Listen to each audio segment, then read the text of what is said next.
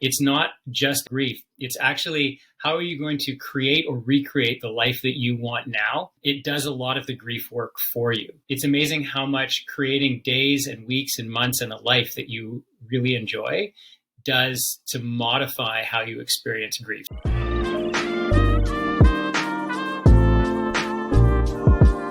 All right, Whelm King, welcome. Thank you so much for joining. Hey, yeah, pleasure. How you doing? Yeah, very, very well. It's beautiful, frosty, misty day here. Yeah, I love that. Yeah. So I'm going to start with something I'm sure a lot of people are curious about. What is a death coach? So death coaching is a modality that I came up with, basically. And there's many people do similar things, not many, not enough really, but people do similar type things. To me, it was a combination of working with grief, so grief counseling, and life coaching. And, you know, there's a feeling within the world of grief and death that it's all backward looking, right? Something has happened. Someone has died, you know, or you're worried someone's going to die. But it tends to be a backward looking thing, grief. But my experience is that a lot of it, in terms of how you move through these kind of challenging times, actually has to do more with life coaching. So it's kind of the coaching part of things. It's not just a backward looking, which is what you could call grief. It's actually how are you going to create or recreate the life that you want now so that you're wearing glasses that are like happy glasses. And it does a lot of the grief work for you.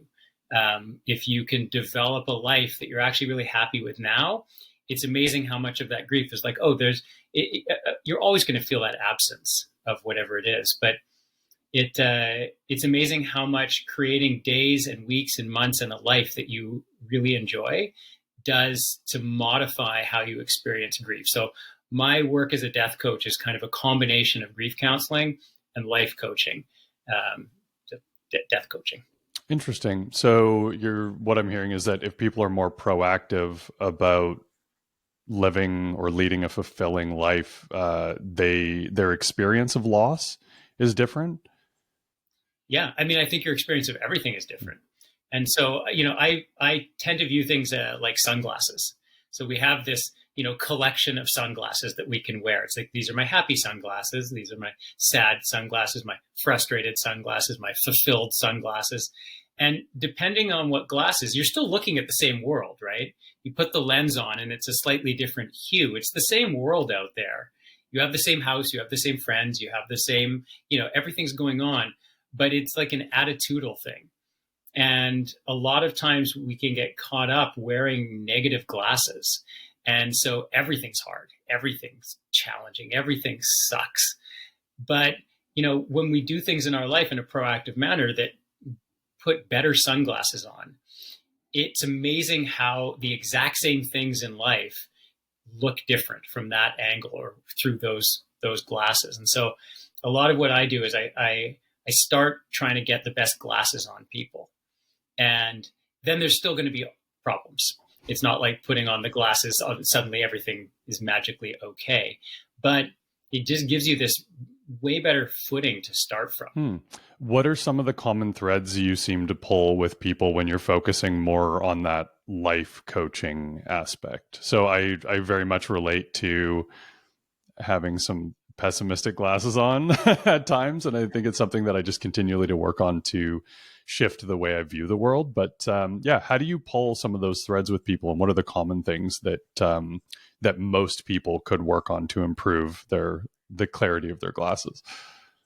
Yeah, I mean, we all have the glasses. I have the glass, I've got the whole collection. Everyone has the whole collection, right? And so no one should feel bad about being in a negative space because we all move into those spaces. I think the question is, how much do we have the tools and the resources and the practices to pull ourselves out of that more rapidly? And so what I tend to work on with people right off the bat is actually structure. I think that the structure of one's life is often the low-hanging fruit. And so that might mean things like you wake up every morning and you hit your snooze button 5 times. And you know that's not a good thing, right? you're not really getting more sleep. You're not really getting more rest. You're feeling guilty because you're staying in bed longer. And you're not using that time for something that could be more proactive. So this is just an example. It's definitely an example I've seen before, but what happens if you change that, right? Like that structure. What happens if you go, okay, my alarm goes off at 7 a.m. I've been snoozing till 7:45. What happens if I do something different in that window? What happens if I decide, okay, I'm going to get up in the morning. I'm going to do 10 minutes of breath work. I'm going to do 20 minutes of stretching. I'm going to take a cold shower, and I'm going to have a breakfast that I really like. Like, how does that feel different at 7:45 or 8, and then later at noon and 3 p.m., etc., versus starting off your day in kind of like a guilty, lethargic way? And so I often work with people on structure, and it varies from person to person, always, right? I mean, it might be, for example, that, you come home from work and you're bringing the stress of your work home with you, and that's impacting your relationship with your partner. So how can you change the structure of that? Because all of those fundamental elements have to be there. You have to go to work.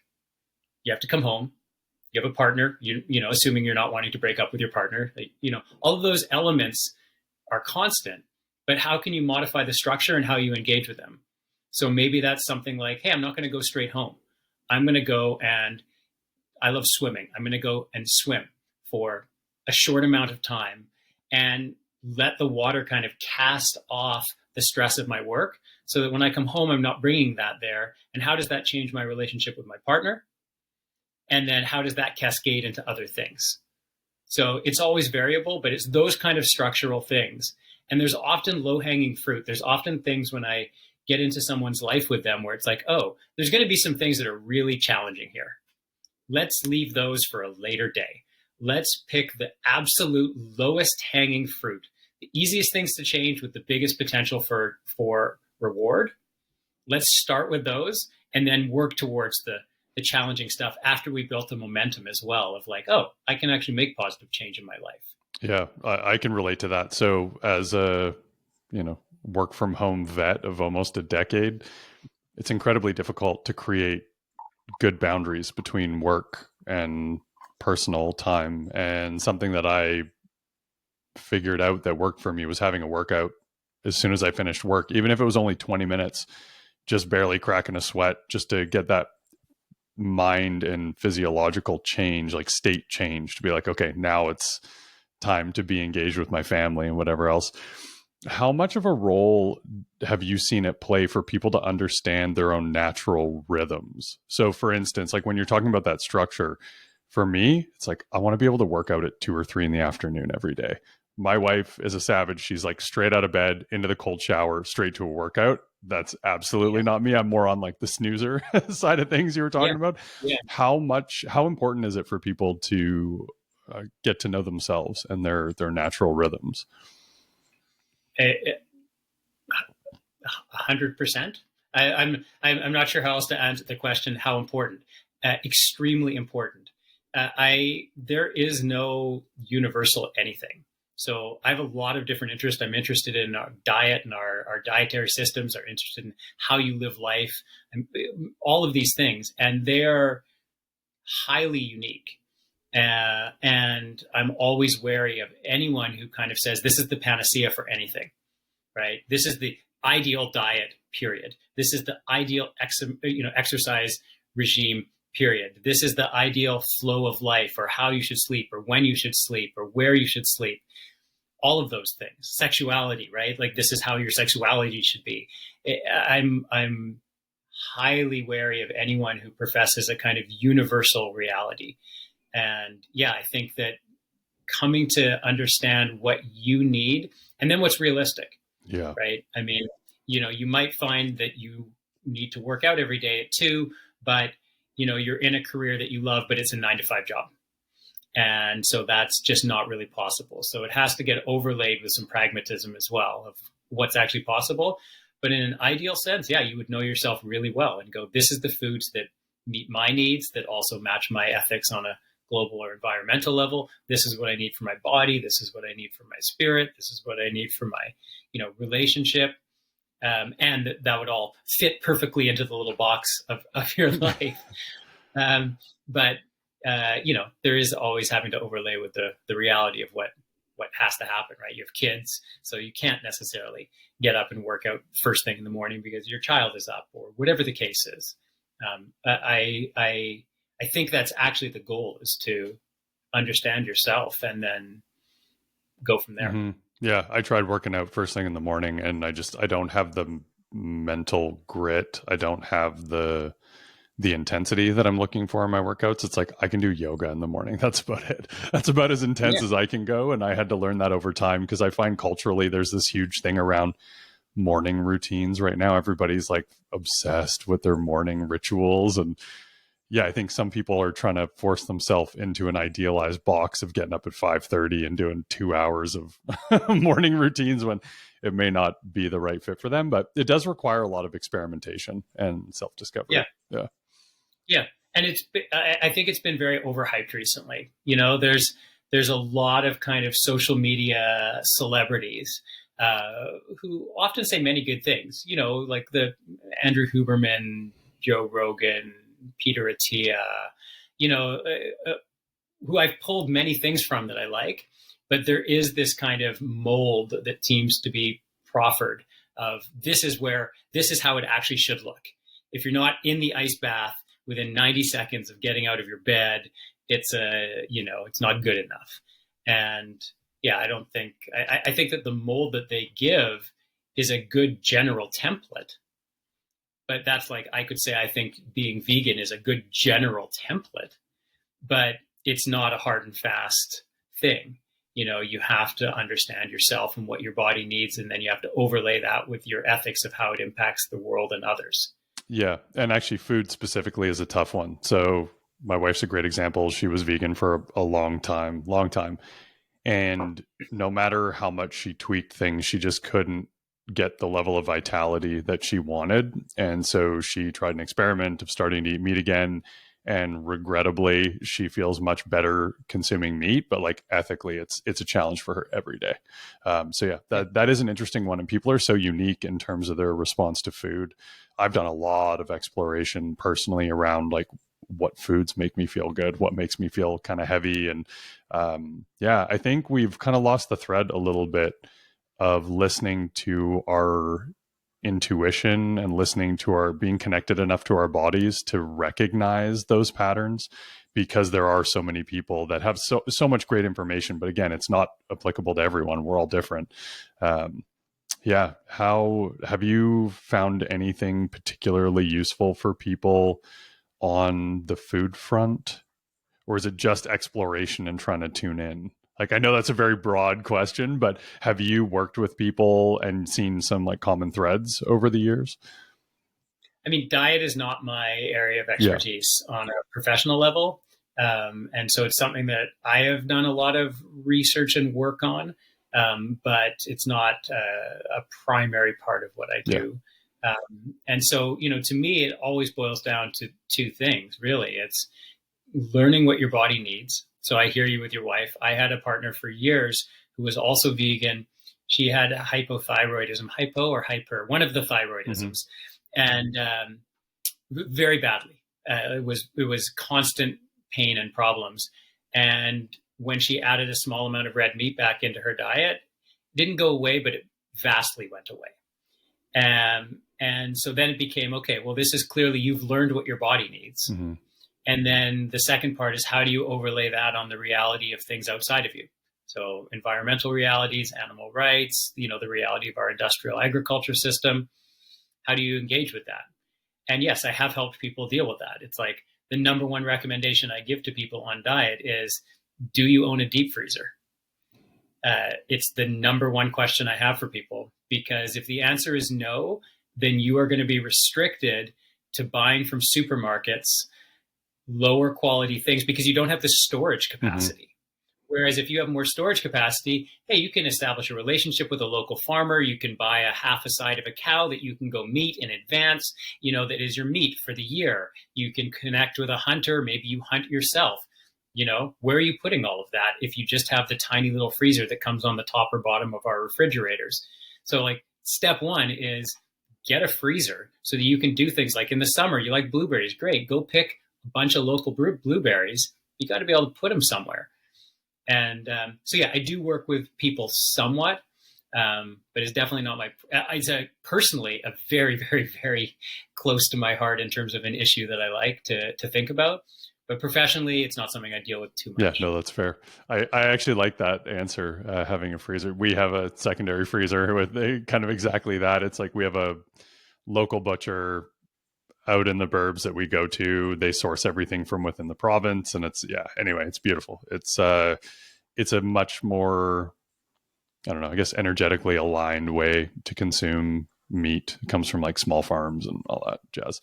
So circling back to your professional experience, Yeah. why did you become a death coach? Well, that was a circuitous route.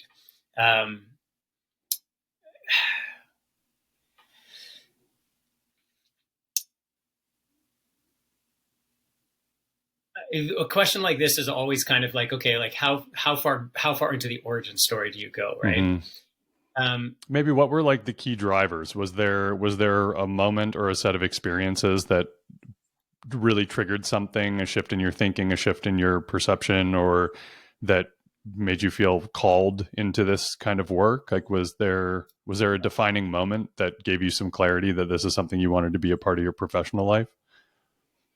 Yes. And so I think it came from two tacts. The first tact was I had a tumultuous relationship with my father.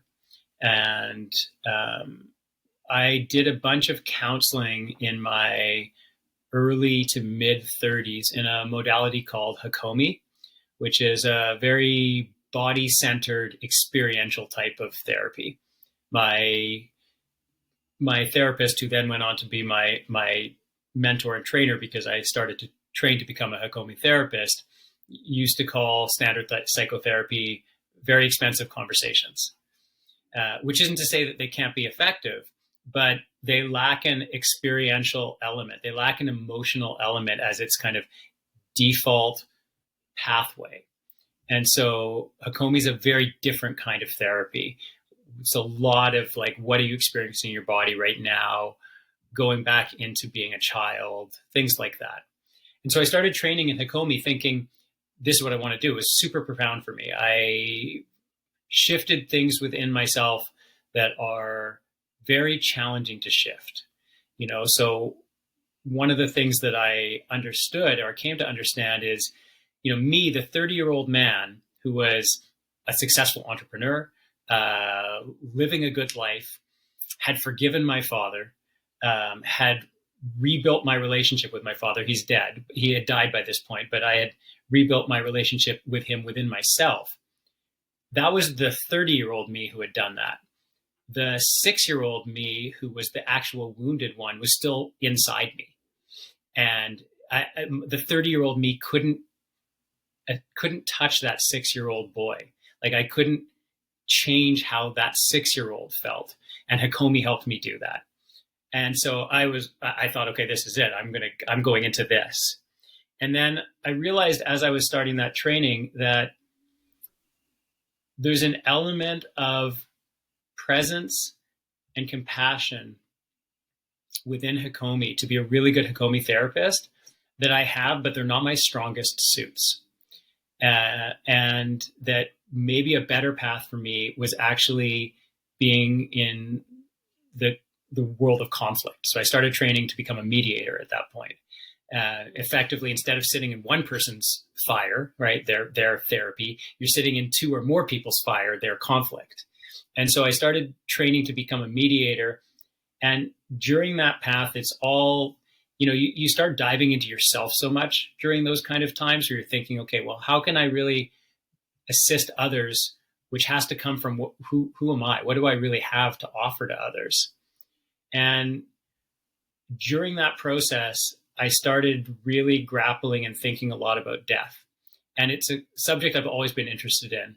And I've always had a fairly, not unique by any means, but unusual relationship with. I don't experience grief in the same way that I see other people experience it sometimes. And I've had multiple people that were close to me die. My biological father has died. I've had three substantial male figures in my life, elder male figures in my life die. My sister has died. And my sister, for example, who died of cancer about 15 years ago, it was a very beautiful and interesting death. So she died at our parents' house, and she spent her last month there surrounded by our family. We all came from everywhere to steward her out. And during that process, it became clear to me that how I was engaging with the process was different than everyone else. Not better, not worse, just different. And that I seem to be more at peace with the concept of death than most people, both in myself and when I experience it from someone else. And all of these things, this kind of Hakomi training, mediation, which is a lot of kind of how do you engage with people? How do you reflect things back in a way where people really feel heard and open up boxes and express, genuine curiosity, kind of combined with my interest and capacity around death. And I thought, this part of our culture, our incapacity to proactively engage with death, which really is what the case is. We engage with death almost always reactively. And so we're not prepared for it at all, right? We deny it, we deny it, we deny it. It's not going to happen. It's not going to happen. It's not happening. Oh, now it's happened. Now I'm in it and I have no tools. I haven't prepared myself. And now, my father's died, my mother's died, my siblings, my wife, whatever, whoever it is, right? My loved one has died. And I have no skills to actually engage with this. Maybe you've had people who died in the past, and so you've gained some skills from that. But my experience there is mostly that if you're not dealing with it in a very head-on kind of way, often the past death don't actually give you that many skills. If anything, they just give you a wound that then gets reopened because that wound wasn't actually properly nursed during that time. And so from all of this, I added it up and was like, this is something that I would like to engage with people on. This is something that I'd like to, offer service to. And so I did a variety of different kinds of training. I trained to be, and I'm certified as a death doula. I got a degree in grief counseling and, a bunch of kind of different modalities to add to it, and came up with my own thing that I'm still doing. That's super cool. How has your work in end of life evolved your perspective from this person that's accumulated these skills, that has this like natural way of leaning into that process that just seems a little bit unusual, from that point into your professional journey, coaching, death coaching? What are some of the big perspective shifts you've had since beginning that work? I don't think I've had any big perspective shifts. Because when I think big perspective shifts, I think kind of like what's happening in our society. Mm-hmm. And my feeling of how individuals and then on a societal level, we engage with the notion of our mortality, our finiteness. How I felt about it in advance has actually mostly just been borne out by the work. And so that hasn't actually shifted my perspective on it. It's kind of verified my perspective on it. I think what I've learned on a personal level is just as I do the work, I learn how to engage with people on a more healthy level. How to leave space, when to push, when not to push. And certainly I don't always get it right. I mean, I'm just a human doing my best, as is everyone else. But I've definitely learned a lot on a skill level, but on a perspective level, I feel like our society's relationship with death is extraordinarily unhealthy and damaging to the individual, I mean, I've witnessed, and I'm sure we all have experiences of this, where when someone's near the end of life, it's like, here's this opportunity for such connection, such depth, such understanding, such lessons, especially if it's an elder dying, like this is the last lessons that they can leave you. And it's often missed. It's often missed because we're so afraid of the fact that this person's dead or dying, or we're so afraid that we're going to misstep, we're going to do something that isn't just the perfect thing, that we miss it. And it's such a loss for everyone involved. Yeah. For the person dying, for the people who will survive longer. It's such a loss. It's such a precious time. I mean, there's what's his name? Hang on, I have it right up here. Brain fart. There's a very famous poet who has a book called The Dark Interval. It's a bit embarrassing. I can't remember his name right now. And the book is his letters to friends about the topic of death. So he's a poet, but there's no poetry in the book. It's just his letters to friends. And he talks about in this book, like, this is the marrow of life. I would argue that the other marrow, the flip side of the coin is love.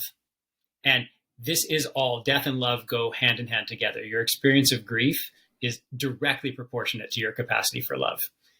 Like, it's exactly proportionate. They are the same thing. But that time around death is just the marrow of life. Like, this is where things get really real. If you can be in that reality, if you can be in that presence, there's no more obfuscation of things. Like, so much of the facades shed away at that time. And, I bring up love because, really falling in love or having a child, which is also just love. I would say those are also the marrow of life, but we tend to celebrate the love time, the connection time, but we tend to kind of shun the disconnection, which is what death is, right? I mean, someone is leaving. Mm-hmm.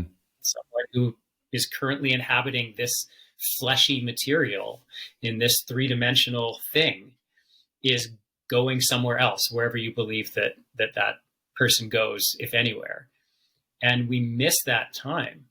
And I really appreciate encouraging people to be really present during that time, even though it can be hard.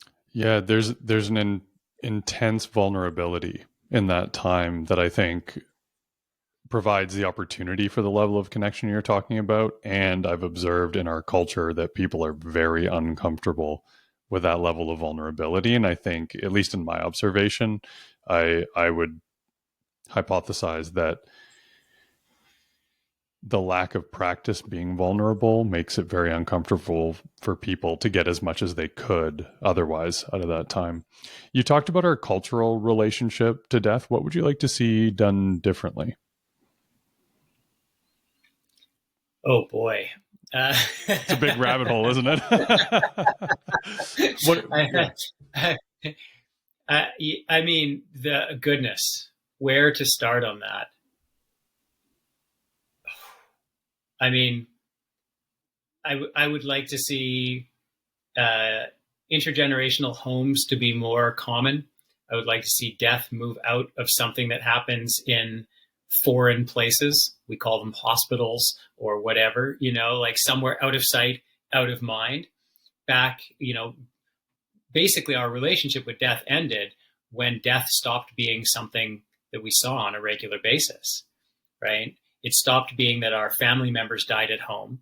It stopped being that the animals we ate were killed by us. We witnessed their death. We often killed them. We were their killers. We were around death. But then it started getting farther and farther into the, like, we don't think about this. We don't talk about this. It's kind of off to the side, behind the curtains, literally. So I would love for it to be a more present reality in our life. I would love to lose the religious dogma that surrounds death from many of our major religions. I would love to change how we view burial and what we do with bodies afterwards. In our effort to kind of honor them, we actually hugely dishonor the planet and the environment and, other things that, shouldn't this be a time where in death, this death becomes part of something beautiful for the whole? Many things on a societal level. It's such a big shift that would be needed. I view what I do as throwing tiny little pebbles into a very, very, very big pond that create little ripples that are impactful, heavily impactful in individual people's lives / families. But, and it maybe there's some kind of butterfly effect where somehow it ripples and the ripples become waves and the waves become bigger waves and et cetera, et cetera. But that's beyond my level of ambition. I just want to help as many people as I can on an individual level. And hopefully they take some of that outward and help others too. That's beautiful. Yeah, I do think that we've done a huge disservice culturally, the way we approach death. Exactly what you said. We hide it away as something not to be talked about, not to be interacted with. And yet it's like the one thing we all have in common is that we're going to lose people we love and we're going to die. Why wouldn't you spend a little bit of time reflecting on that? Because at least for me, myself, from more of a spiritual level, reflecting on impermanence is a big part of a lot of spiritual practices. And I think when you really connect to that in a meaningful way, it changes the texture of your relationships. You treat people differently. You hold space differently. Your presence just in conversations can be much more rich. And this is something that I've really, really been working on as well. But yeah, you're right. The shift would have to be so massive. Our work lives and our definition of success culturally really creates this situation where it can be very difficult for people to carve out the time to hold space and be present for someone that's passing. And yeah, I wish there were different ways to approach it. Yeah. Yeah. Yeah. I think we're very aligned on that one. If we were to circle back a little bit, when families find out somebody is terminal, heading into their transition time, like what are some of the key things that you would encourage them to do as soon as they get that type of news? Yeah. So I again, as a very pragmatic person, I tend to start with practical things. And in some ways, it could be considered that I'm putting logic over emotions, but I just don't see it that way. I also feel like when you have practical things that are still in the way, it's actually hard to genuinely be in your emotions. So to me, getting the kind of practical things out of the way frees the space for the heart-based stuff that you really want to get into. So what do I mean by practical stuff? Just your actual paperwork. Do you have a will? Is it properly, executed? If you need some kind of representation agreement or advance directive, if, for example, your medical health is going to become a question where you might need some kind of advanced work, do you have a power of attorney in place? These kind of elements, get your documents and everything in line so that you don't have to think about them and that you're happy with them. And then you move into the kind. So that's to me, that's step one, because otherwise this is just going to be things, swords of Damocles hanging over your head. You need to engage with this and you haven't done it. So that to me is kind of step one. Surprisingly, a lot of people don't have things like that done, don't even have a will written. And then you move into the kind of work that really is doula work. So I'm a trained doula and I have doula'd, but it's not my primary work. My primary work is more in the grief counseling world. But what you're talking about is actually what end-of-life doulas or death doulas do. And their work, my work in that light, I couldn't be more supportive of it, because what tends to happen is that people or families get locked up. They don't know what to do, what's right to do, what's okay to do, what's okay to feel. Is it okay to feel not sad? Sometimes, is it okay to feel some joy during this process? Right? People don't know if that's okay. So it is okay. If you're listening, it is okay. And it's all okay. And so what doulas do are guide that process, particularly on a familial level. And so in some ways, what they do is simply open the doors so that people know it's okay to be in those rooms of the house, and that there's no rooms in the house that are off limits. It's okay to be in the anger room for a while. It's okay to be in the joy room for a while. It's okay to be, in the defeated room for a while. All the rooms are okay, because that's the process of grieving. You're starting the grieving process, right? Grief is not just after death. And so partly what doulas do is just give the keys to all the rooms and make it very clear that, like, hey, you can be in those spaces and I'll be there with you. Another thing they do is that they do, we do. Again, I tend to talk about doulas as a they, because it's not really primarily what I do. And there's many phenomenal humans out there who that's all they do. They work as end-of-life guides. Is you also, at this stage, particularly again on a familial level, don't want to just be in the grief of it, right? Like, death can be just about death, and that's not that healthy for anybody, including the person who's dying. And so often what doulas will do is come up with the family's participation with beautiful end-of-life things that the family can do together. And sometimes these are called legacy projects. So it's kind of like, what would the family like to do? Let's say your dad is expected to have 1 month left to live, roughly. I mean, no one ever can give an exact amount. What would you like to do during that time? Sure, you want to spend quality time together. You want to do those kind of, things that you could call generic, which are super important. But also it's really nice to have things to do. So that might be like, hey, my dad was the cook for the family for 30 years.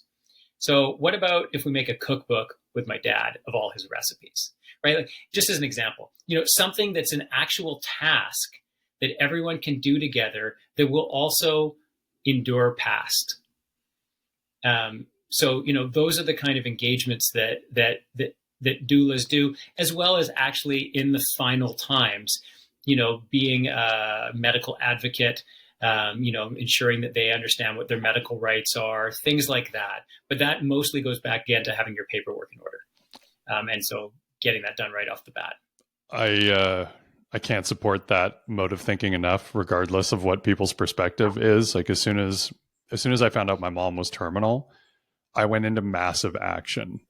And I guess my thought around that was, we need to get all of this done while she's well enough to do it, so it doesn't become this like huge problem that was unattended to when it's too late.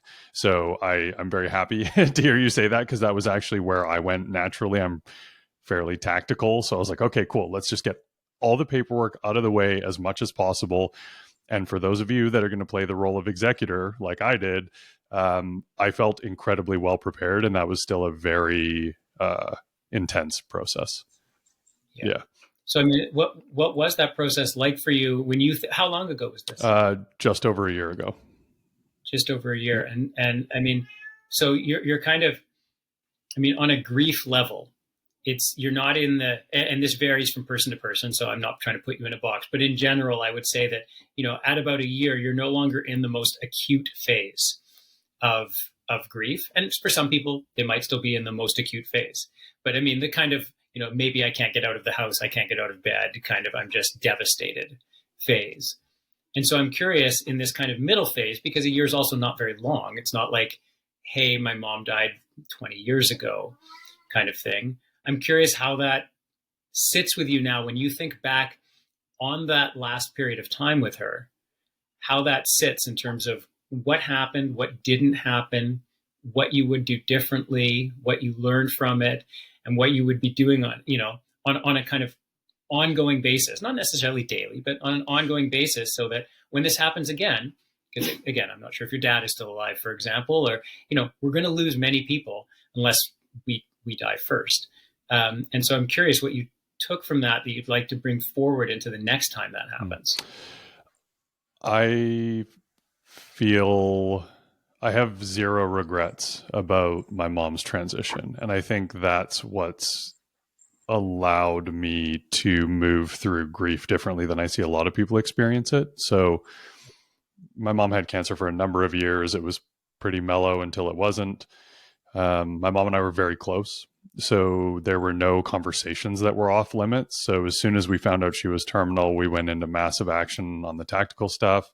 And we just started having all the conversations. We had, there were no boundaries. We talked about everything very openly. Something that I did because I guess my curse is that I'm always thinking like 10 steps into the future. Blessing in a lot of ways, total curse when it comes to like being really deeply present. I tend to be fixated on the future, so I have to rein that in. But I was thinking, when my mom's gone, what am I going to wish I had? So I actually videotaped a number of our conversations. I just threw my GoPro up. So my mom and I used to go camping together quite a bit. And that was something that we did as much as we could when she found out that the end was coming. Is like, we would go out camping. We'd be sitting around the fire. I'd set up my GoPro and just record our conversations. We weren't sure if she was going to make it till Christmas. So we did the full-blown Christmas in early November. My mom and I are the cooks of the family. So that was like our last time kind of like cooking together. So I actually set up the camera and just recorded us in that interaction, like cracking jokes and having fun cooking together. And we got to spend a lot of quality time together. Like, we were close before that, and I just zeroed in my attention and my capacity on her. I actually ended up taking a leave from work in November, and I got to spend basically as much of my time with her as I could until she passed in late January. So we had the gift of time, and I was fortunate enough to be in a situation that I could take that time off and just be deeply, deeply present. So her transition was so beautiful and so complete, for lack of a better word, that I really wish more people got more of a taste of that than the way they tend to experience it. And that was what actually compelled me to start this podcast, was how do we get people having proactive conversations while people are still well? So we know what they want. We know, if you've got a family and a parents and an estate to deal with, like, what does that look like legally? How is all that stuff set up? Can you be vulnerable enough to have all the conversations that you need to have so that you don't sit there afterwards being like, God, I wish we had talked about this. I wish I had asked about these stories. So for me, in retrospect, I actually don't think I could have done it any better. And for whatever reason, it's like, I want to help other people get closer to that. And we had the gift of time, which is totally different than a sudden death, right? I can't imagine going through that process. I've lost a number of people, but no sudden deaths. I really feel for people that are in that situation. But yeah, that's a really clear and important delineation. The flip side to the having time typically means that you experience suffering, right? To some degree or another, and sometimes quite severely. That's what you get with the time. But this has all been well studied. And so you're absolutely correct that in general, a sudden unexpected death is much harder because you have no time for things. The hardest is a mysterious death, like they vanished, So it's sudden, but also you don't even know what happened. That's been studied as that's the most challenging. And, you also just completely hit the nail right on the head, which is what I bring up with people regularly, which is, look, regret is the killer. in a relationship level, regret is the killer. On an individual level, shame is the killer, right? They're insidious. They feed themselves. And so as much as we can nip them in the bud, that exact point of what will you regret if you don't do or do, right? What will you regret? Thinking ahead is a question that I ask people all the time. It's like one of the primary questions. Yeah. And so, you brought that up right off the bat, that I don't regret it. I don't regret anything. I can tell you that in my experience, people who can say that sincerely, it's very rare. It is very, very rare. And even, how you expressed that you were fortunate enough to take the time off work or have the capacity to do that. Many people have that capacity. And so I think you should not just look in the mirror and say, well, I was fortunate that I had that capacity. No, you made that capacity and you took advantage of that capacity. And as a result, you can look back a year later and I'm sure you've got a huge hole in your heart. I mean, that's not avoidable. Like, this human that you loved deeply and who happened to actually birth you, isn't in this reality anymore. But to feel that you had a complete relationship with that person, that is such a gift. Such a gift. Truly, Matt, like that is an incredibly rare thing to be able to say. That's what I've seen. So, my mom was the big catalyst for me starting on this path. And also at the same time, the last 2 years, I've watched so many friends start facing terminally ill parents just at the stage of life we're in. And most of them have a lot of regrets. And I think if people were willing to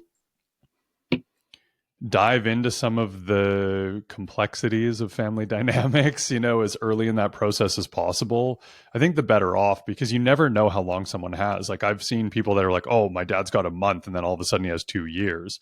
And then on the flip side, it's like, oh, mom's got a year, but 6 weeks later, she's like in the hospital very close to the end. So yeah, you definitely can't wait. Something that I've seen is denial can be crippling for people.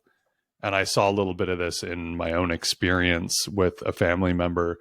How would you help coach a family to engage with somebody, either the person passing that's in the denial of their end of time, or a family member who's just in complete and utter denial, not willing to face the situation and is just completely out of sorts? Do you have any tips for work, helping or just even conversing with people that are in that state? Yeah, I mean, it's a complex and highly individualized question. Right off the bat, I would say that it's important to divide those two groups into different groups. And so group one is, how do you engage with someone who's dying? So they are the person dying who's in denial. And group two is engaging with someone, typically a family member or a loved one, but who is not the person dying. So I think that the approaches are going to be different on those two paths. For the former, for someone who's dying, I mean, you kind of have to just meet them where they are. And, one of the lessons that I think is really challenging for people in life, for everybody, myself included, is this double-edged sword of taking full personal responsibility and also accepting that you can't be responsible for someone else.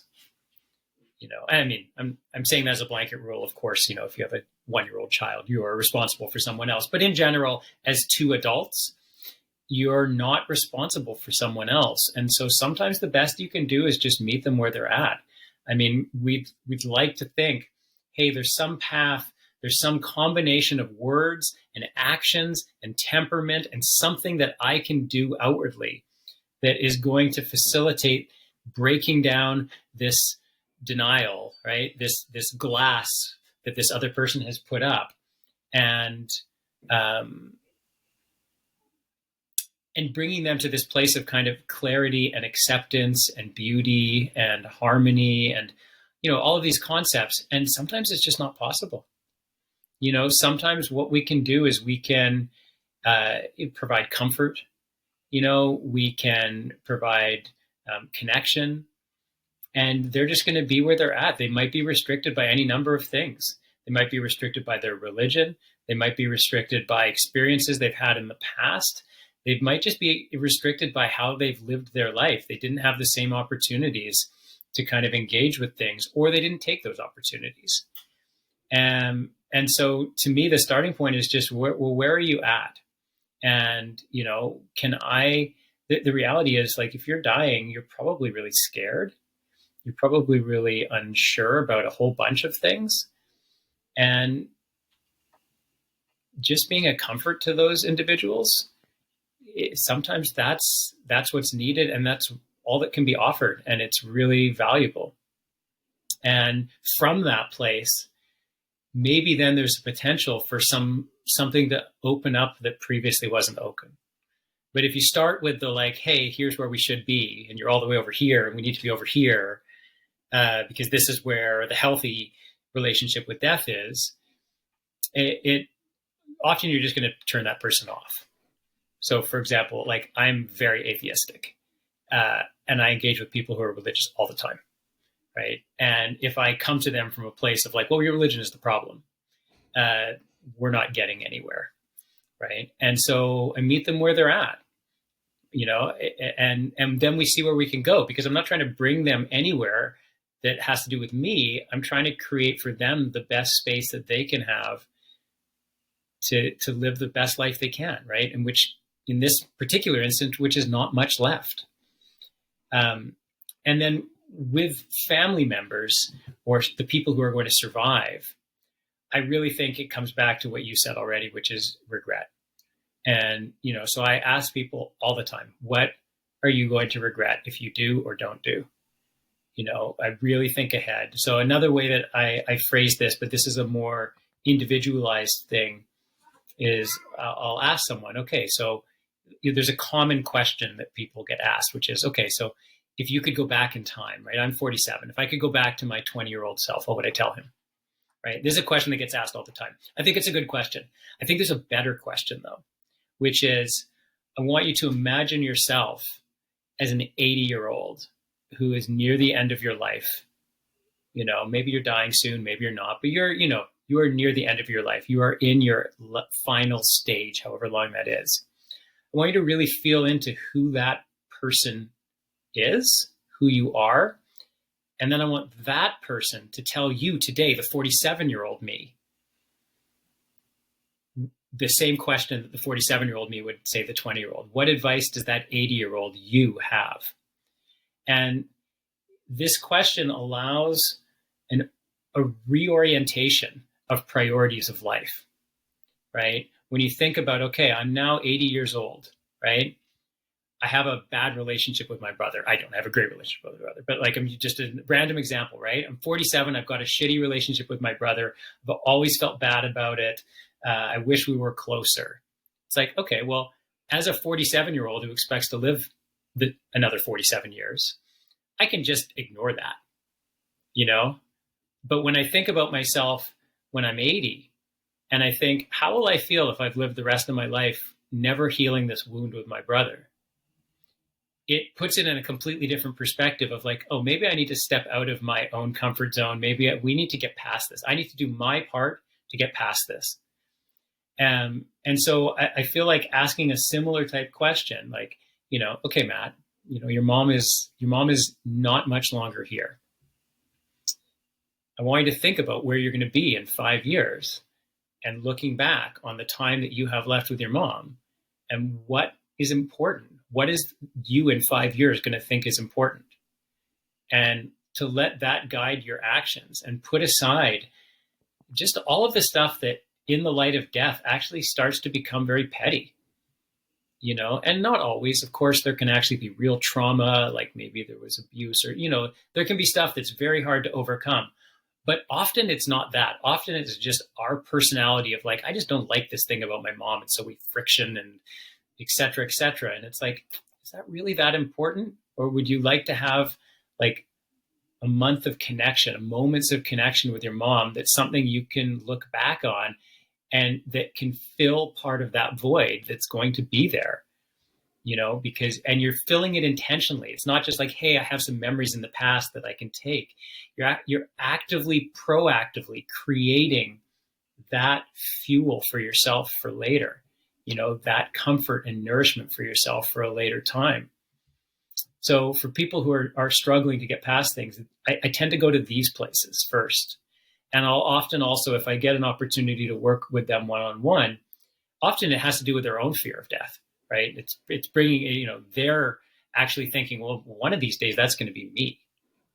And I just can't engage with that. So sometimes you have to go down the path of engaging with the individual just on their basis, no relationships involved, no other person dying, just their own fear of mortality, and try to move inside of that a bit before you can think about anything that has to do with, how you're going to connect with mom for the next month. I can only imagine how difficult it would be for the first time you really consider your own mortality as when somebody else dies. Like, I think it's kind of a double whammy, right? It's like you've lost someone, but you've never considered impermanence or like your own mortality, and you're just kind of smacked in the face by it. I want to push on something a little bit you said earlier about the different rooms, and you mentioned joy, which is not a word that most people would associate with death. This is something that absolutely blew me away in my own experience of death, is the positive changes that can come from it. How do you see people change in positive ways or experience unexpected emotions when going through that process? So to start, I would say that, firstly, it's a great question. So I'm gonna critique the question, but not because it's not a great question. But you use the word unexpected, and so that's my critique is that word has to go, because we have a societal belief of what grief looks like. And again, grief takes place before death and after death, before, during, after. We have this societal belief that, if you had a spectrum, and on the left side of the spectrum, it was all what we would consider negative emotions. So I'm including things like, sadness, anger, stuff like that.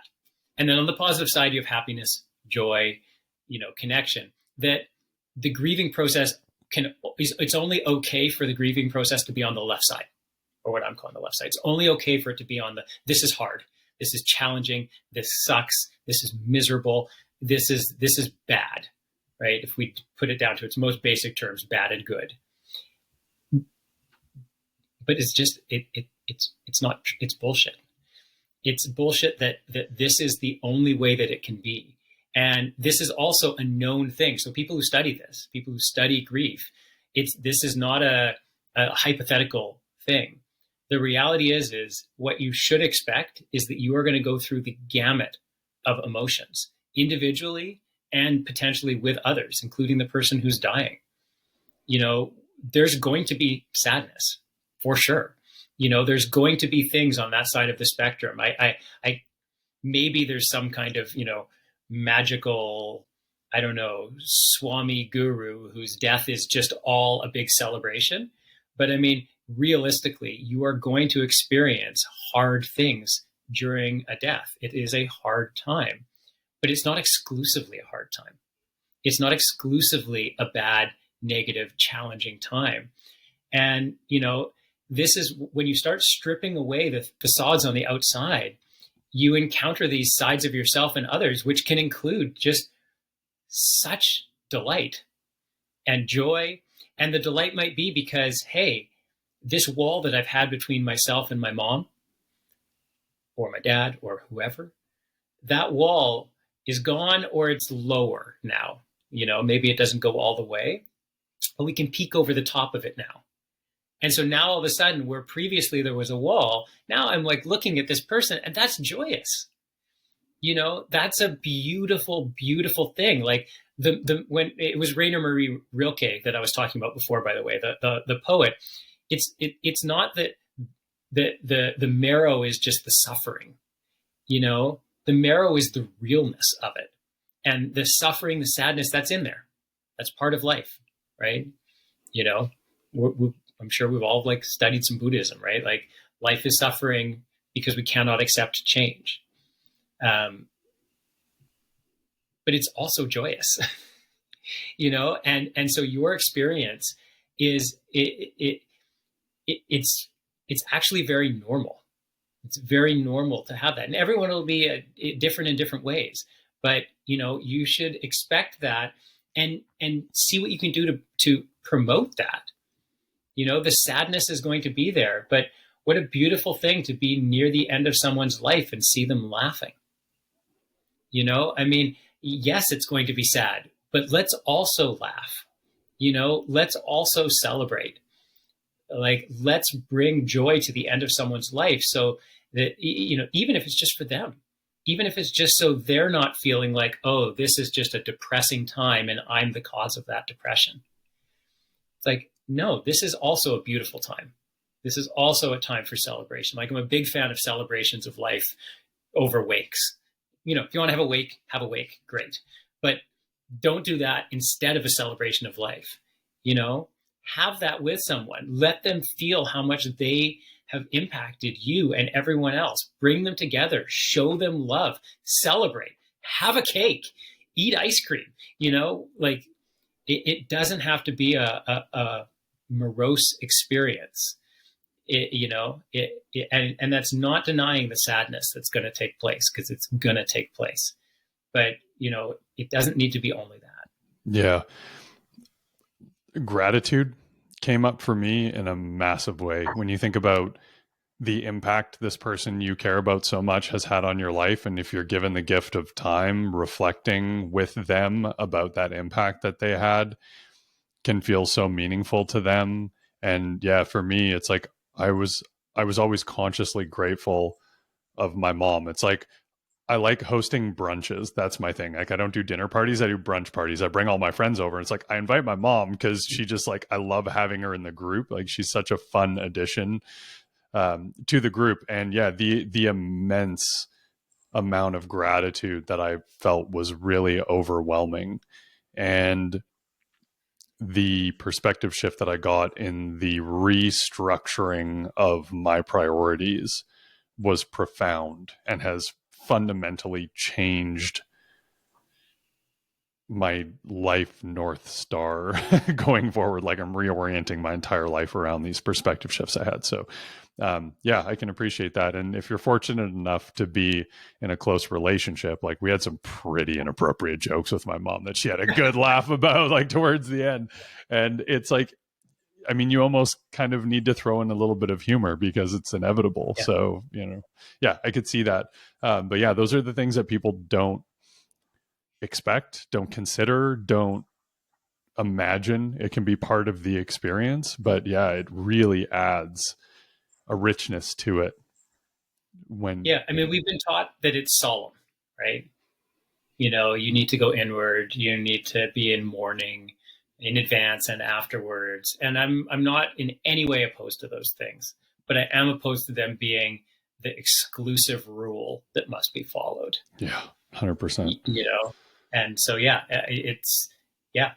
I mean, I also, if you think about, yourself, and you imagine, okay, I have a month left to live, a week left to live, a day left to live, no one ever knows exactly, but some short amount of time. And you think, well, what would I like that to be like? What would I like that last month to be? Assuming, for example, that I was somewhat sick. And so it wasn't like I could say things like, well, I'd like to be out paragliding, or, something big like that. I'm going to, if you assume, okay, I'm going to be mostly at home or in a space close to my bed, what would I like the time to be like?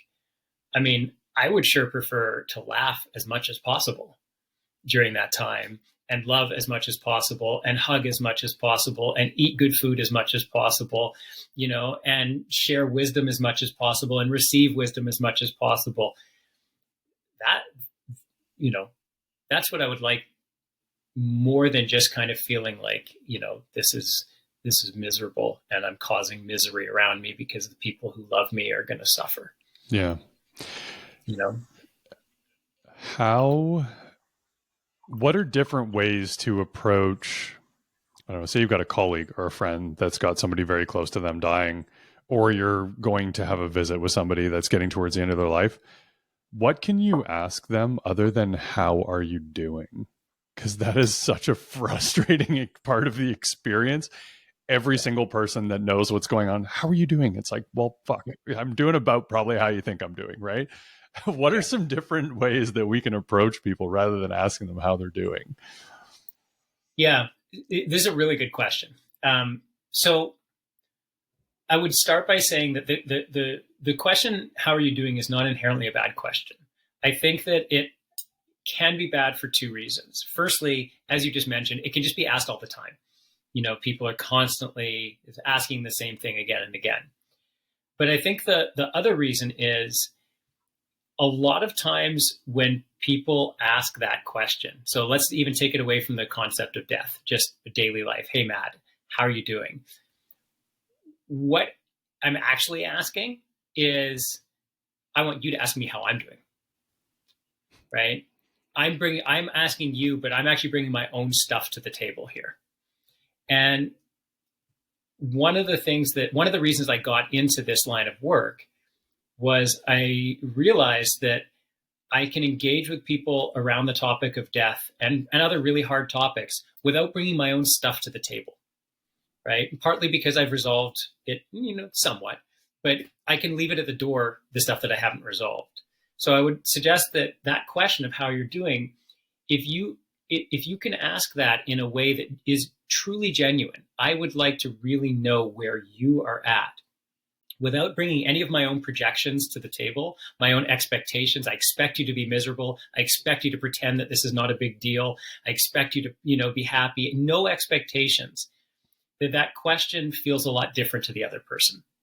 So I think that if you want to ask that question, it needs to come from that place, a genuine caring and curiosity without any of your own stuff backing behind it, that people can sense. They can sense that, like, they want you, you're looking for an answer here. You want something here. It's not just a genuine, hey, like, this is a space for you to be able to express where you're at. So I would start with that, because I actually don't think it's a bad question, but I think it can have bad mojo behind it, kind of. So if it's asked differently, people will receive it differently. Yeah, if it comes from that place genuinely. And again, there's no hard and fast rules here. It depends on your relationship with this person. But I can say for many humans that I've been around in my life, both professionally and personally, it's been a common thing that I've been told, which is so often I'm hesitant. I'm speaking as someone else now. I'm hesitant to speak about where I'm at because I can feel the expectation from the other person. I might not even know what it is, but I can feel that there's something that they expect to happen here, for me to say here, for me to make it okay here. And that's not a great question to ask, right? Because then it's about you. It's not, hey, there's a human here I love who's dying, and I want to give them what I can.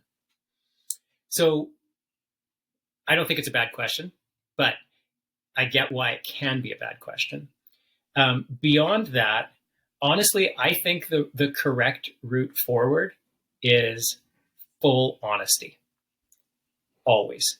And so in the event that you're standing there with someone, sitting with someone, who is expected to be dying soon, and you feel like, hey, I want to know how they're doing, but I feel like I don't know. This feels like a question I don't want to ask. How are you doing? I would say those exact things. I would say, I really want to be here with you and give you whatever I can offer. And I actually don't know how to do that. And I would ask them just that, like, what can I offer you? What can I ask you? What's important to you?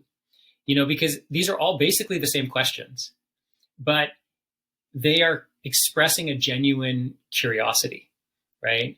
And they're expressing a vulnerability as well. Like, one of the neat things about vulnerability is when you express vulnerability to someone else, you're not only being vulnerable for you, you are opening the box that allows vulnerability.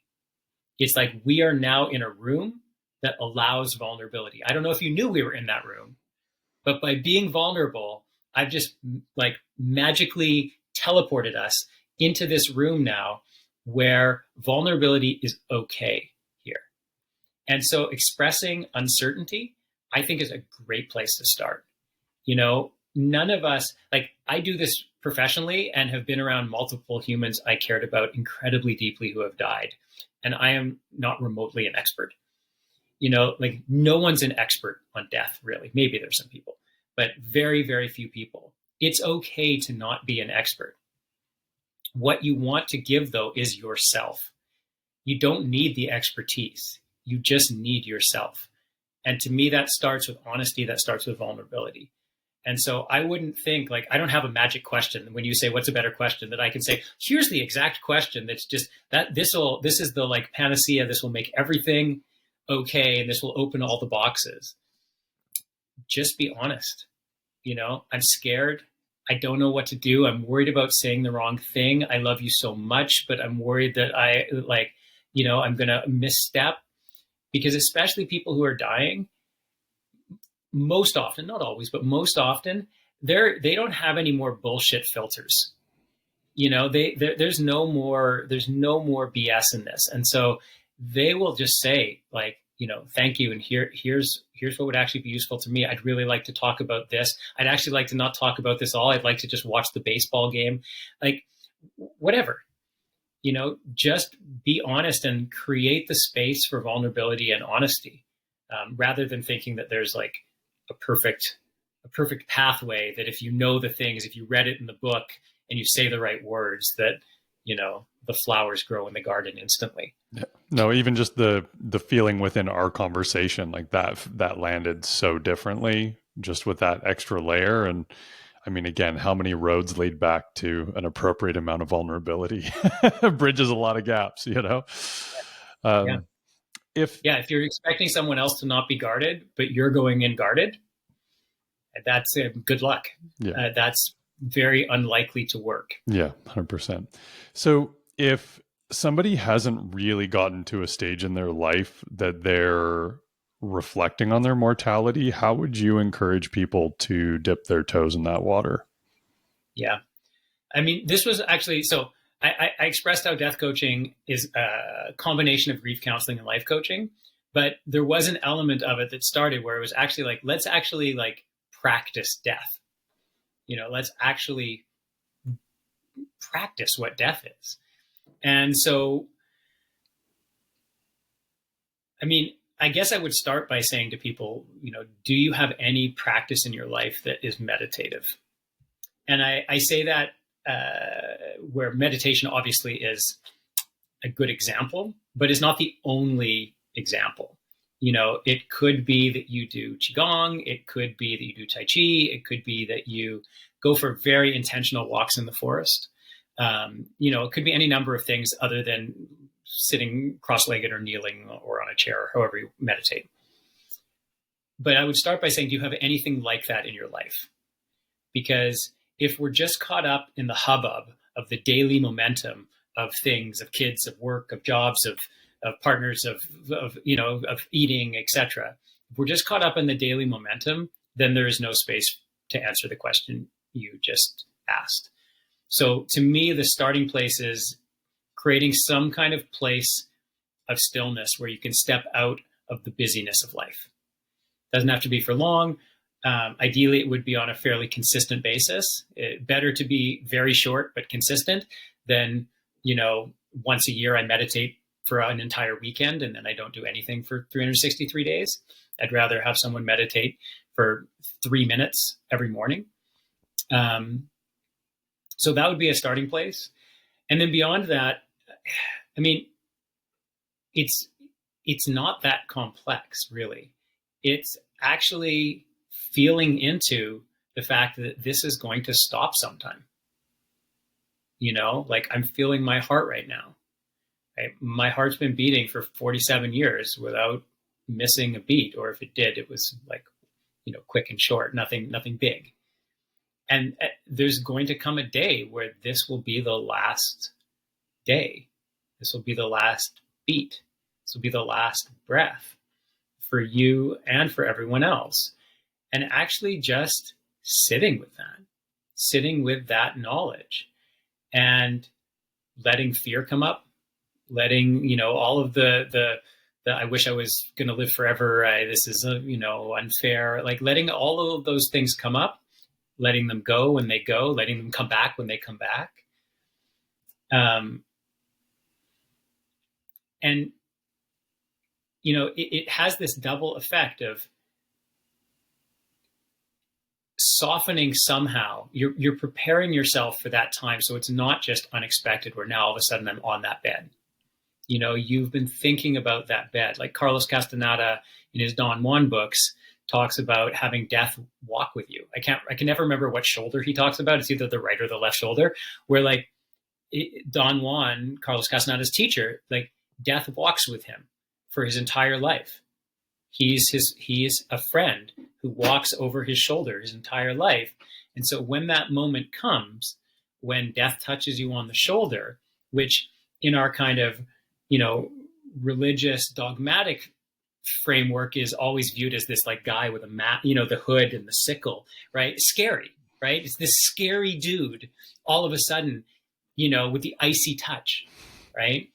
But Don Juan talks about, well, what happens if we change that to where this is a longtime friend that you've never got to hug, who's now coming in for a hug, right? How does that change that feeling?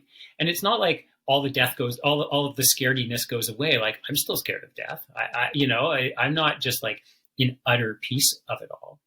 But how does that change that framework if death becomes an ally, someone that you've known your whole life, something you've known your whole life, rather than this scary thing that suddenly appears and it's got a cloak and it's like Halloween time.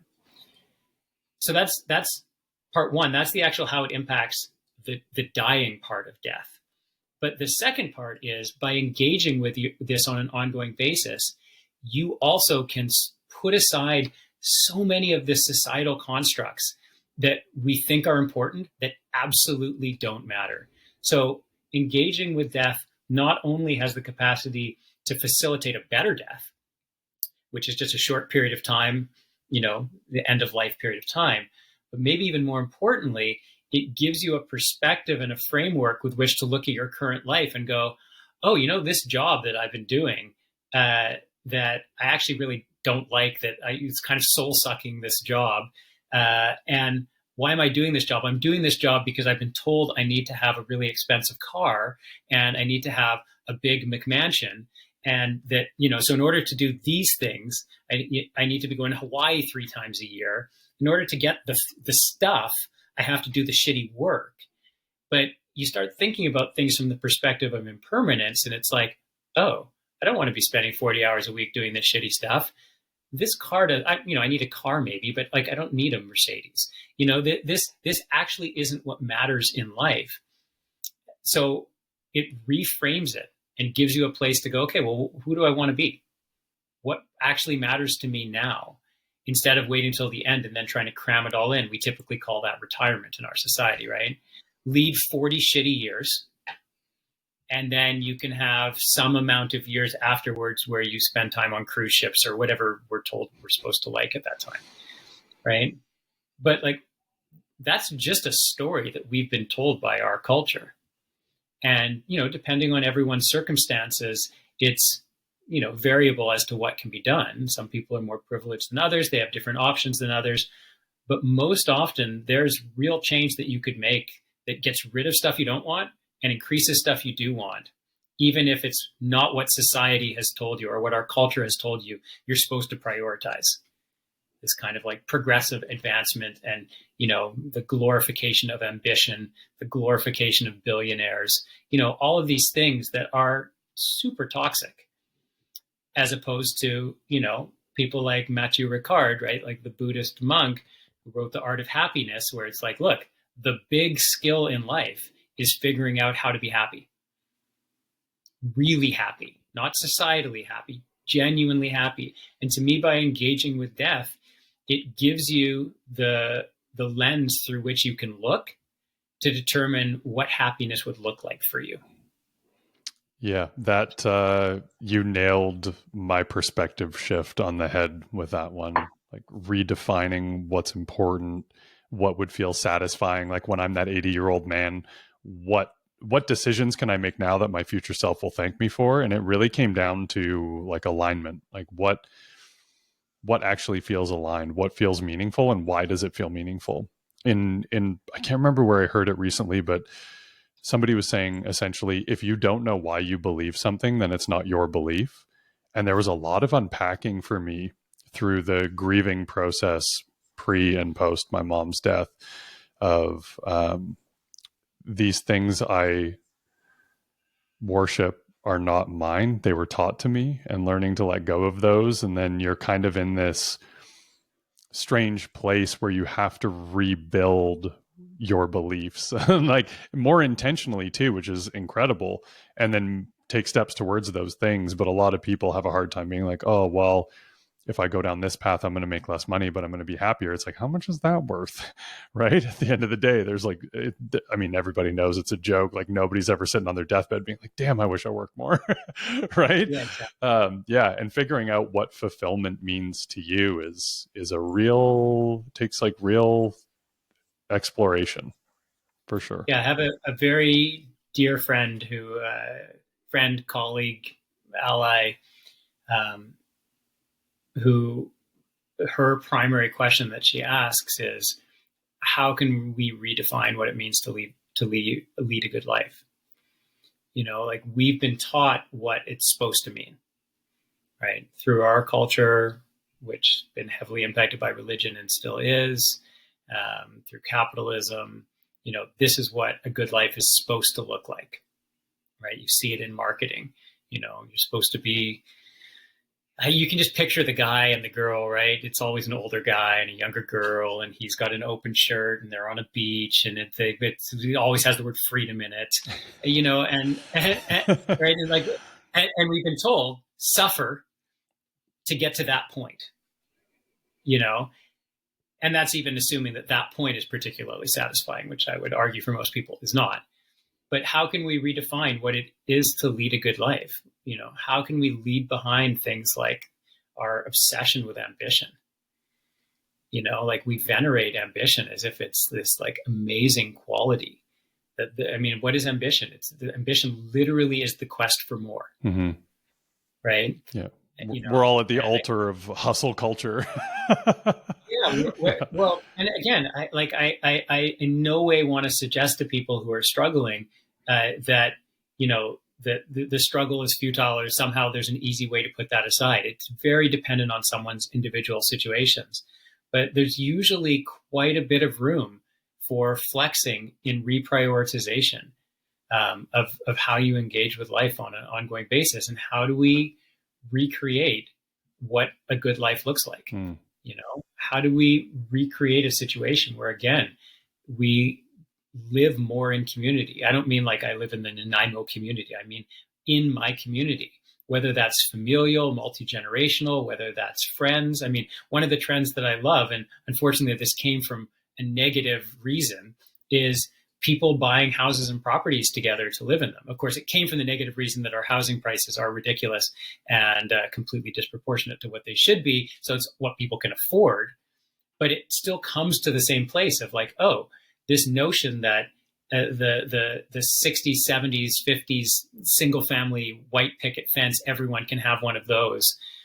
This is a myth. This existed for an incredibly short period of time. But we also call it the American dream, or the Canadian dream, if you prefer. This myth existed for an incredibly short period of time in human history, in our thousands or tens of thousands of years of history, depending on what you want to classify Homo sapiens as. It's a very short period of time where that concept could exist and did exist. And basically it was the boomer generation. Yeah. And past that, it's like, how do we redefine what life looks like outside of, I have to go to a place that I don't particularly like for a lot of time to buy a house that's bigger than I need, and live in that house by myself or, with my family. And that's the only narrative that could be considered successful, and advancement past that. Your house actually isn't good enough. It needs to be bigger. Your car isn't shiny enough. It needs to be shinier. Right? How can we shed that notion of ambition and come back to a place that's more grounded in like, what actually just brings me happiness on an ongoing basis?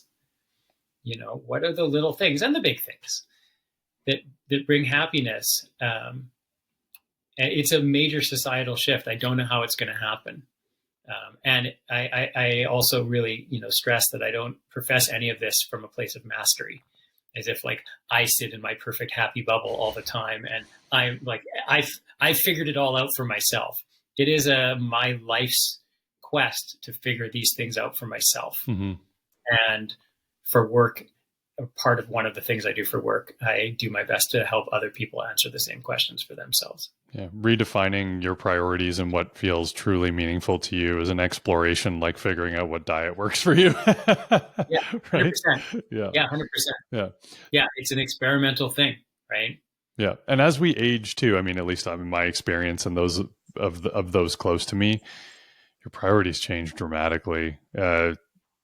I watched a clip recently that was talking about why your life really begins in your 40s. And this gentleman's point was that essentially you have a real taste of your impermanence for the first time. And I thought it was a really interesting perspective. But yeah, I think going in and understanding, unpacking, uncovering, exploring like what is truly meaningful to you, what really satisfies you, like what helps you get more joy out of life, more juice out of life, what improves your vitality.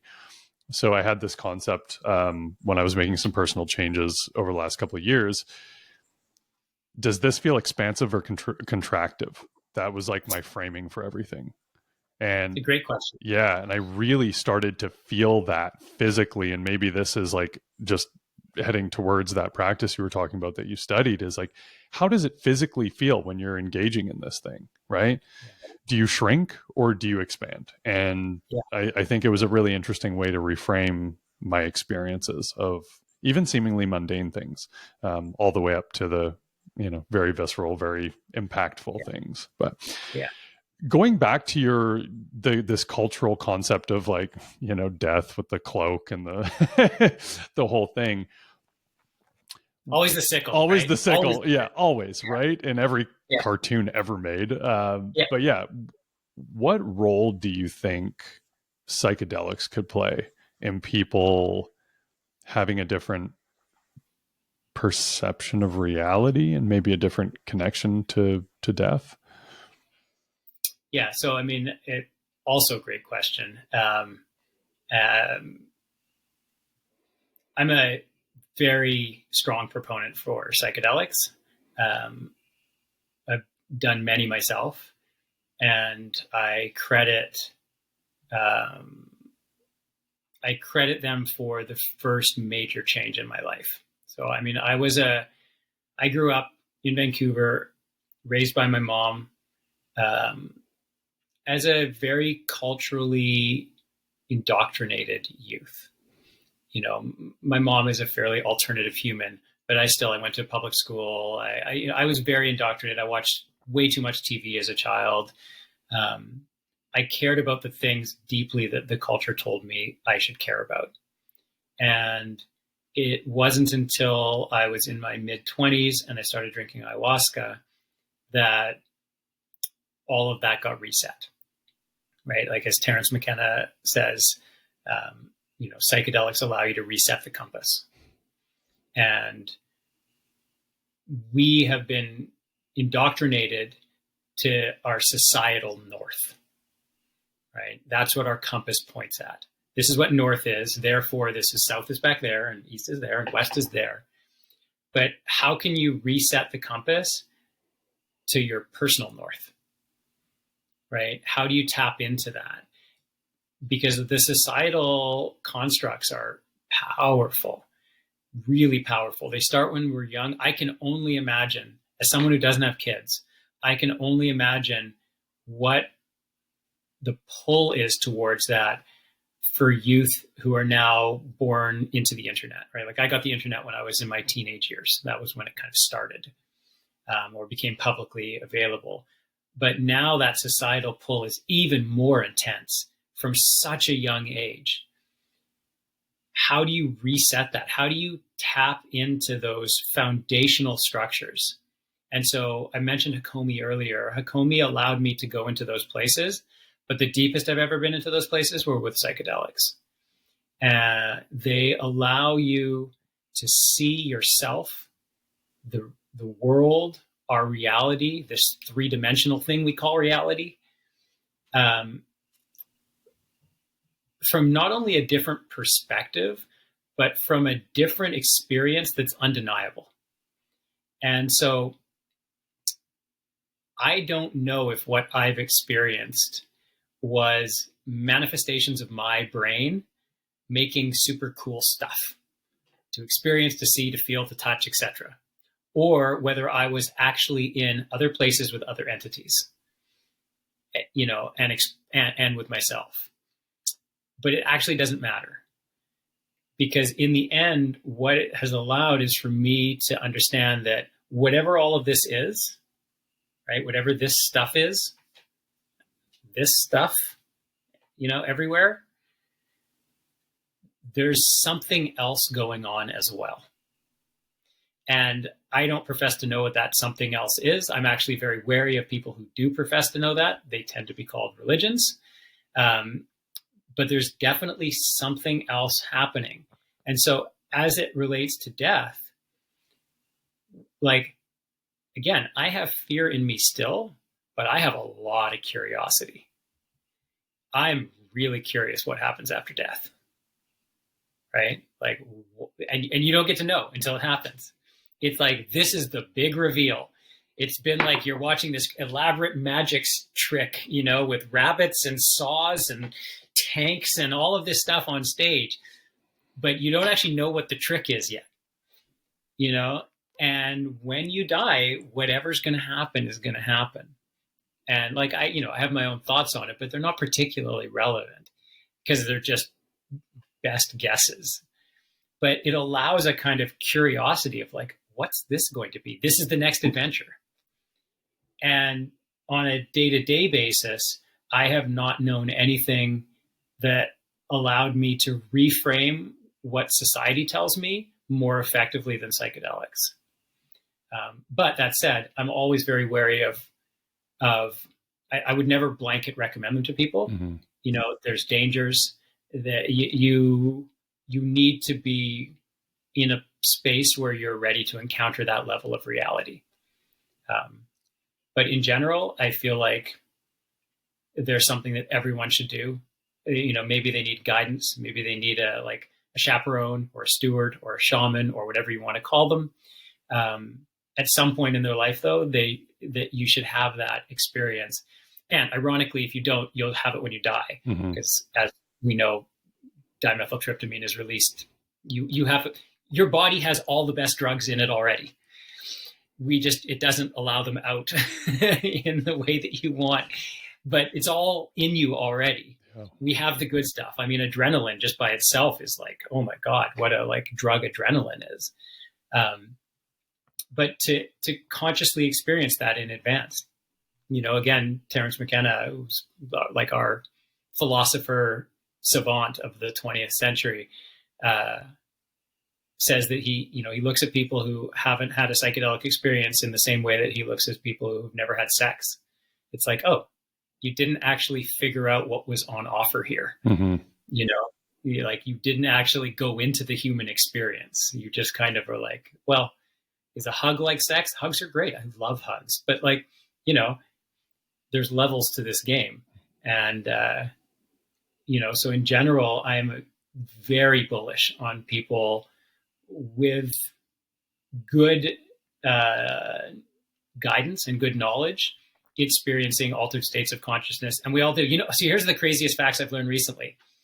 Do you know that dolphins, so there's pufferfish in the ocean, right? Mm-hmm. The fish that it's like the prized Japanese sushi fish that you have to train 10 years, otherwise you'll kill the eater. Dolphins will chew on those fish just enough to release some of the stimulant and they get high on pufferfish. Like, this is built into consciousness. There's also different animals in the wild will eat different fruits and get drunk and et cetera, or different roots. I think it was like tigers or something, eat the Banisteriopsis caapi, which is one of the core ingredients in ayahuasca. It's like we were made to experience different forms of consciousness. And like the best way of getting there would be through diligent long-term meditative practice. In some ways, psychedelics are a bit of a shortcut. But, also we have to be realistic. Like, is it realistic that we're all going to go live in the monastery for 20 years, meditating 6 hours a day to experience that? Probably not. But, in the right setting, like take some of these mushrooms and you'll experience what you might call God. You'll experience what you might see as yourself for the first time. It's like have those, and obviously lots of other fun stuff as well. So I could not be more of a proponent with caution.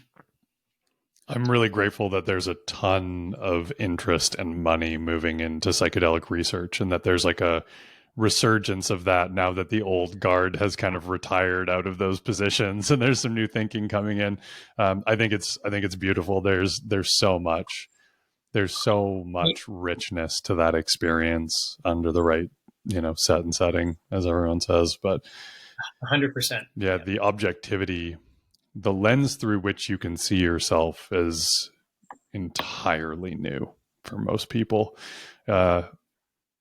Non-judgmental, seemingly purely objective view of yourself for the first time. It's, mine, a host of other things too, but I have learned so much about myself in those spaces.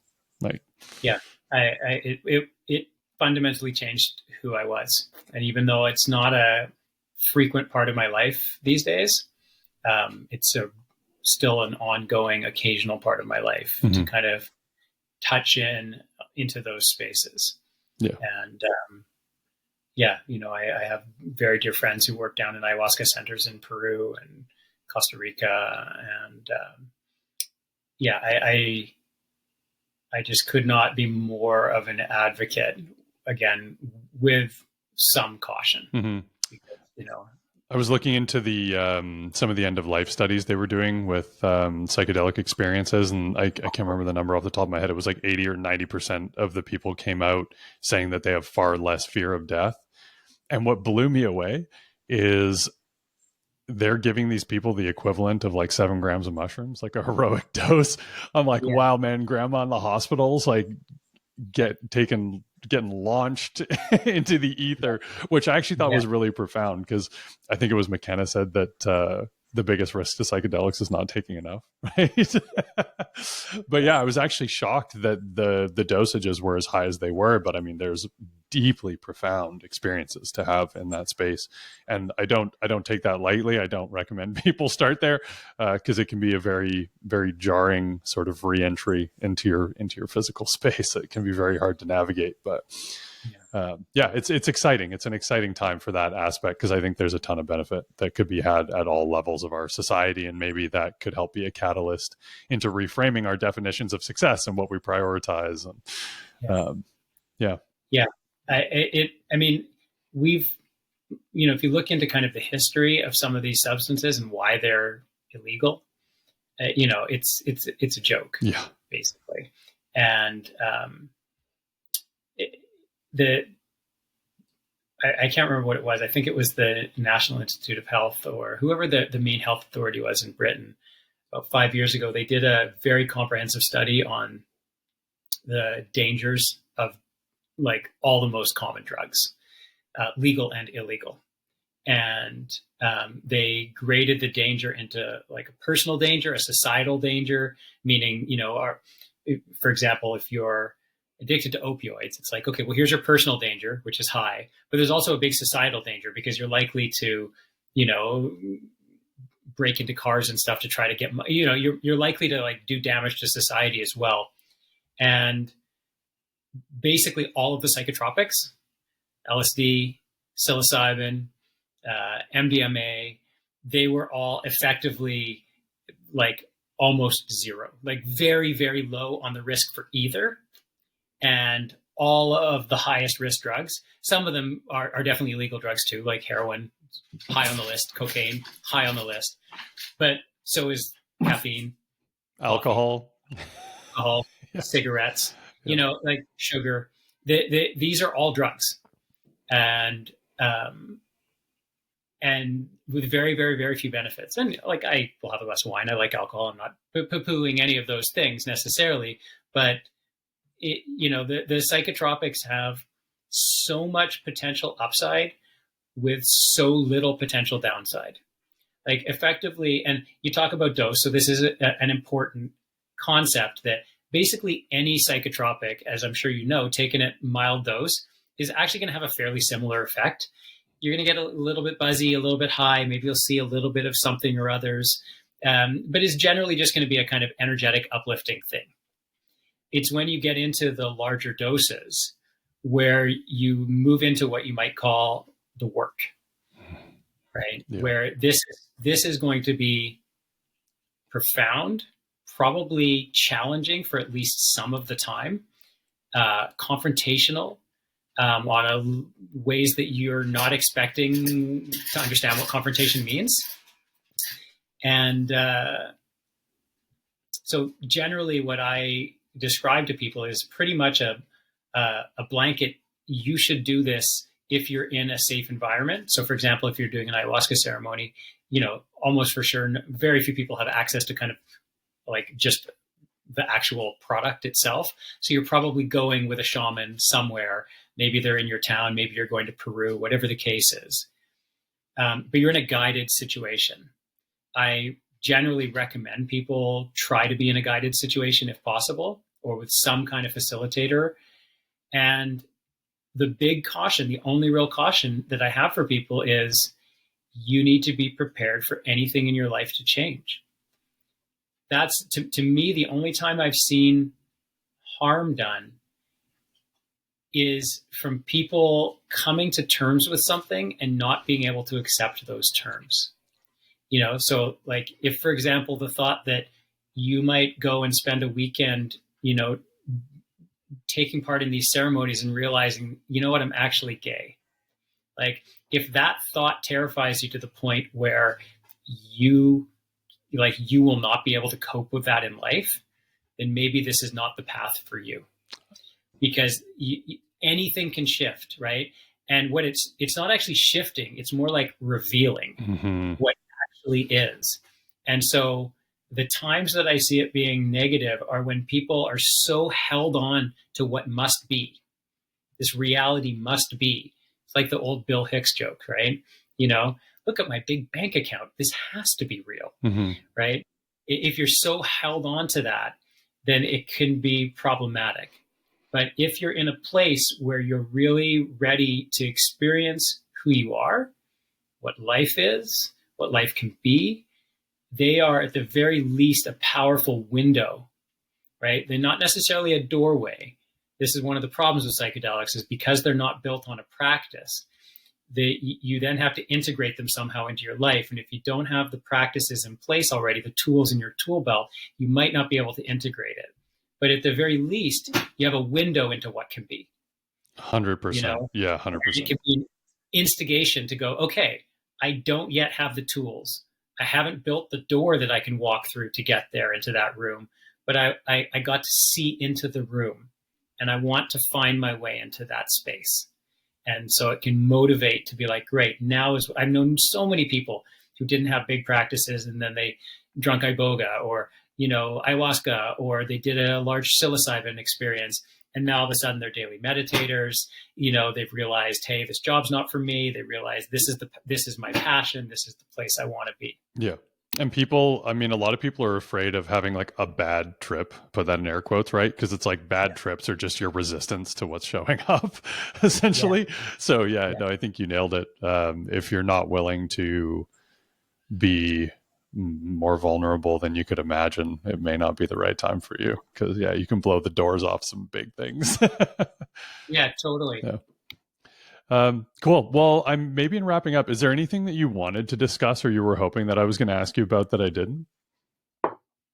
Honestly, I'd love to chat about all these things even more. We could do, I could chat for a very long time about psychedelics. And yeah, I mean, so I'm always hesitant when I do any interviews like this to not move into kind of like counseling coaching mode, um, which kind of has a bit of a momentum to itself within me. And so, there's many questions actually that I'm curious about for you. I'm curious about your experiences with psychedelics. I'm curious about what the path was that brought you here. But I don't know if that's appropriate for this show. It would be like a bit of a reversal, but that's really where I go. Like, I'm always curious about the individual. I'm happy to share if you want to dip into that. Yeah.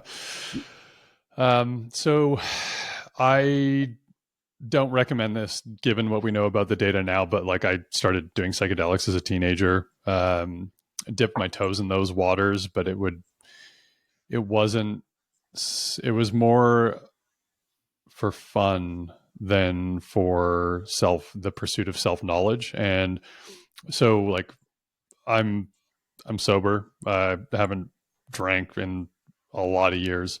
But I found into my adulthood, probably, I would say like my later 20s, I just got into a place in my own personal exploration, meditation practice, a lot of those tools that you were mentioning. I'd really developed a pretty strong toolbox, and I became very curious as psychedelics came up more in the public conversation. I'm like, oh, I bet there's something in there for me.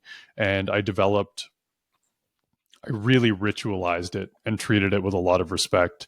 I like to joke. People are like, oh yeah, I like to microdose. I'm like, I like to macrodose. So yeah, this is the kind of experience where it's like, you throw on some meditation music, grab an eye mask, and I'm on the floor for 5 hours kind of thing. But yeah, for me, it was really about poking around in the corners of my mind and lifting the veil on the sort of like big R reality and understanding what else was there. I wanted to see aspects of myself that I am not consciously aware of that deserve attention and could help me develop into a more fulsome human. So a big thing for me is that I'm generally I have a fairly narrow window of emotion in my life. Like, don't have huge highs, don't have huge lows typically. And when I go into that space and go on a journey, it's probably the most emotionally satisfying space that I experience. The emotions are so big and so rich, and it just nourishes my soul on this level that's indescribable.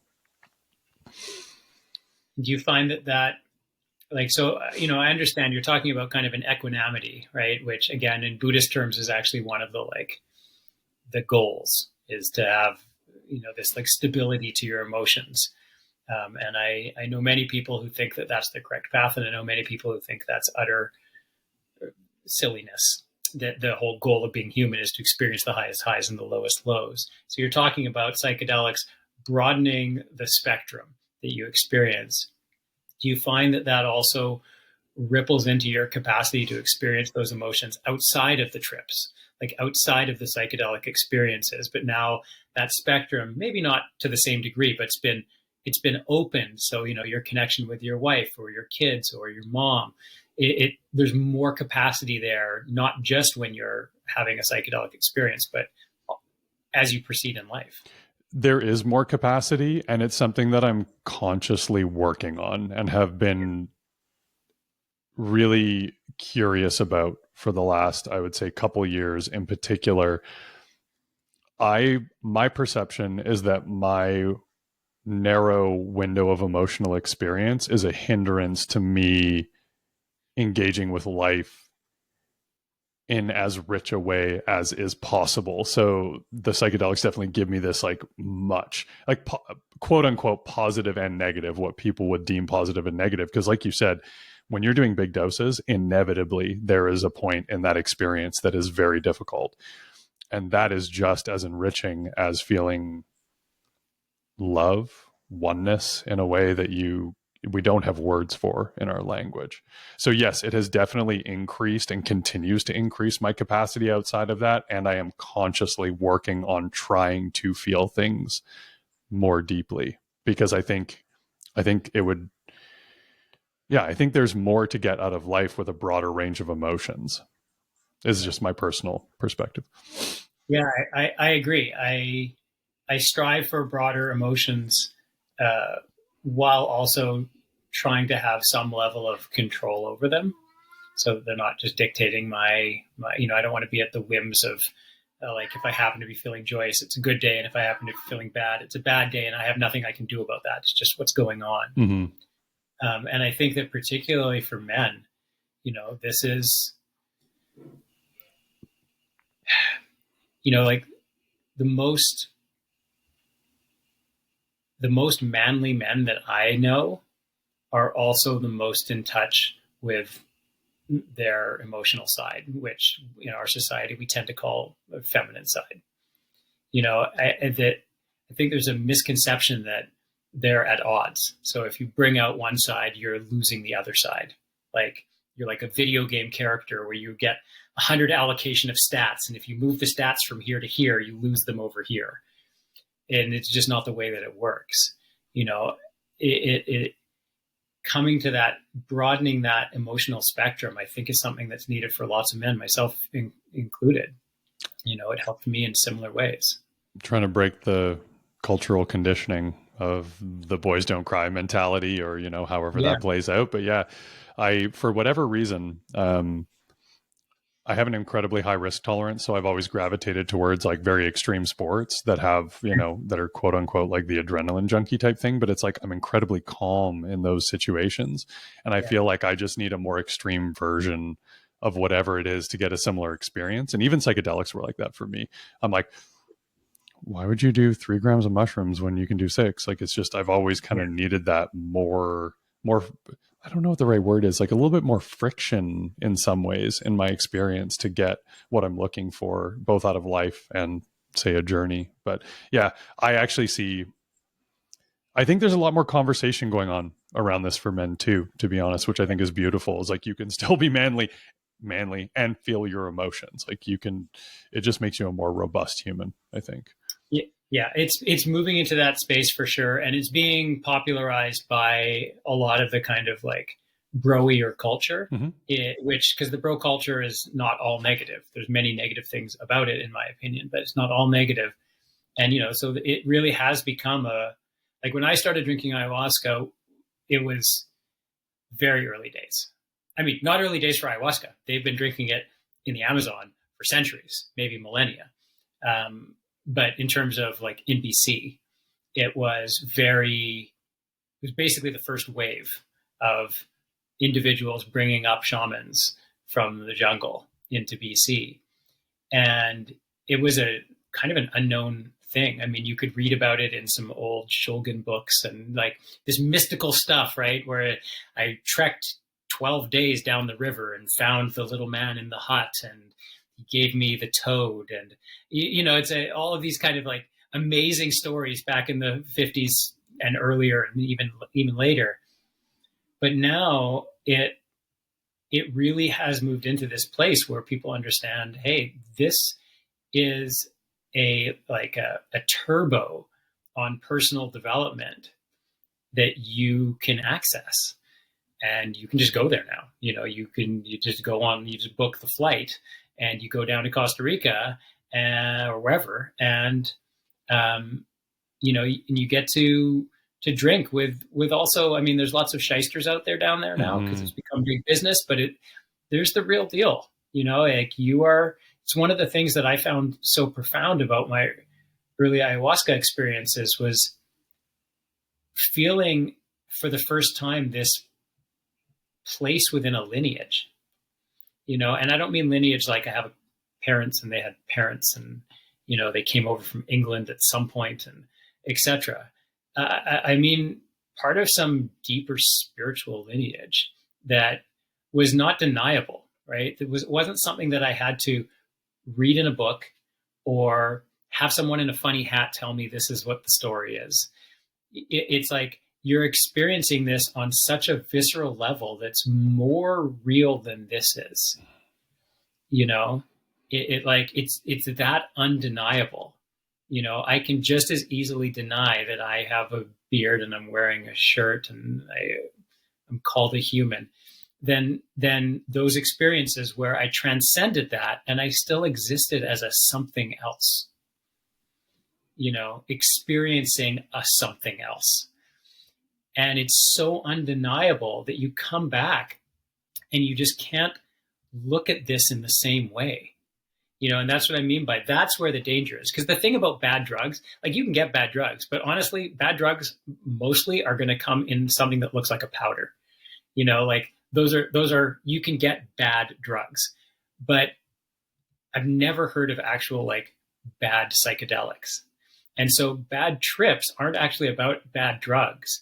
It's about you not being in a place where you're open to seeing things differently. The resistance that I was talking about. The resistance, right? And it, once that gets cast aside, it's just like, you can't look at the world the same again. You can't look at death the same again, at life the same again, at relationships, at kids, at art, at the reason for it all, which I have no idea what the reason for it all is, but whatever it is, you can't look at it the same again. And to not take advantage of that, it's such a loss, And again, I'm always cautious with people. It's like, I also really believe that all of these things come to people at the right time, and so it doesn't mean that you're just going to suddenly like find yourself in Costa Rica at an ayahuasca center. Like, oh, I don't know how I got here. Like there's going to be like action that you're going to take, but you're going to know that it's the right time. The things are going to align. The opportunity is going to present itself. It's just going to feel right. It's going to work in your calendar. Like, it's going to align. And from that place, you may leave as a different person. And I have seen no examples where that different person isn't better. Mm-hmm. I would say expect to leave a different person. Yeah, expect it and like look for it, And again, if you are someone who can honestly look in the mirror and say, I am absolutely thrilled at who I am, at where my life is, at my relationships, like it is just all like on a really deep level, not because I have a big car and a big house, but on a really deep level, like I'm nailing it. Awesome. I mean, maybe you want to do psychedelics just because why not? But I don't know any of those humans, including my own mirror. Yeah. Right. And so if you're one of the everyone else, like, why not take advantage of this incredibly powerful tool that has been used for very, very, very long time to, like alter for the better your perception of yourself and how you are in the world and what reality is. And what is this? Like, why not take advantage of that when it's the right time? That's beautiful.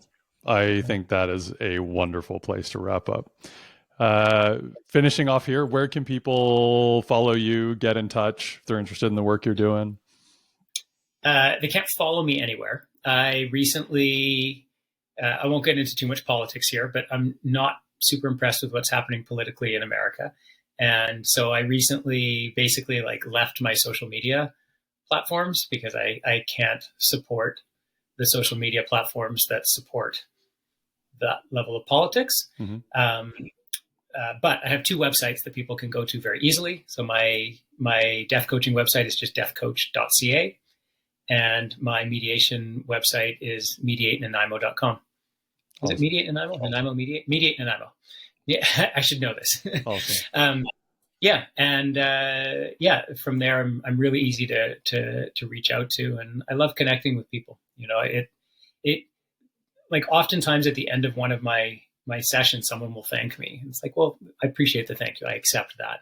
But also, like, it's such an honor to be able to be in someone's vulnerability at that depth.